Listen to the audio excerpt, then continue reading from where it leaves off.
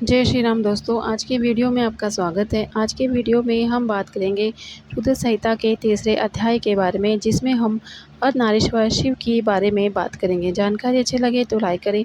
Channel पे पहली बार आए हैं, चैनल को सब्सक्राइब करें, बेल आइकन के बटन को दबाएं। नंदीश्वर बोले कि जब ब्रह्मा जी द्वारा रची हुई इस सृष्टि का विस्तार नहीं हुआ, तब वे बड़े चिंतित होकर विस्तार के उपायों के विषय में सोचने लगे। ब्रह्मा जी ने विचार किया कि यदि कोई इस संबंध में मेरी मदद कर सकता है तो वह सिर्फ भगवान शिव ही है। तब अपने आराध्य देव भगवान शिव को प्रसन्न करने हेतु उन्होंने शिव शिवा के संयुक्त रूप की आराधना प्रारंभ कर दी। उनकी स्तुति से प्रसन्न होकर भगवान शिव उनके सामने प्रकट हुए और बोले, हे ब्रह्मा, कहो क्या चाहते हो। अपने मनोरथ के विषय में बताओ ताकि मैं उसे पूरा करने में तुम्हारी मदद कर सकूं।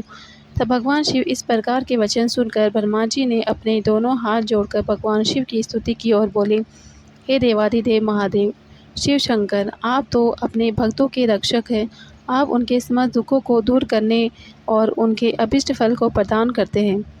भगवान, आपकी आज्ञा के अनुसार मैंने सृष्टि की रचना की, परंतु भगवान, मेरे द्वारा रची गई सृष्टि का विस्तार नहीं हो रहा। यदि यह कार्य किसी तरह होता रहे तो कभी भी सृष्टि में वृद्धि नहीं हो पाएगी।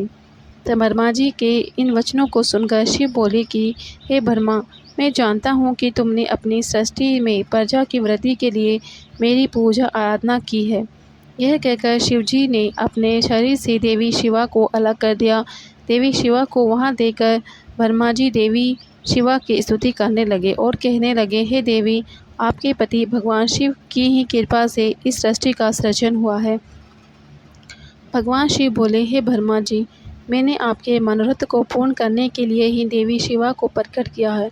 इस सृष्टि का विस्तार तभी संभव है जब मैथुनी सृष्टि की रचना हो, इसलिए तुम इस कार्य की पूर्ति करो। यह सुनकर ब्रह्मा जी, भगवान शिव और शिवा दोनों की प्रसन्नता हेतु कार्य करने लगे।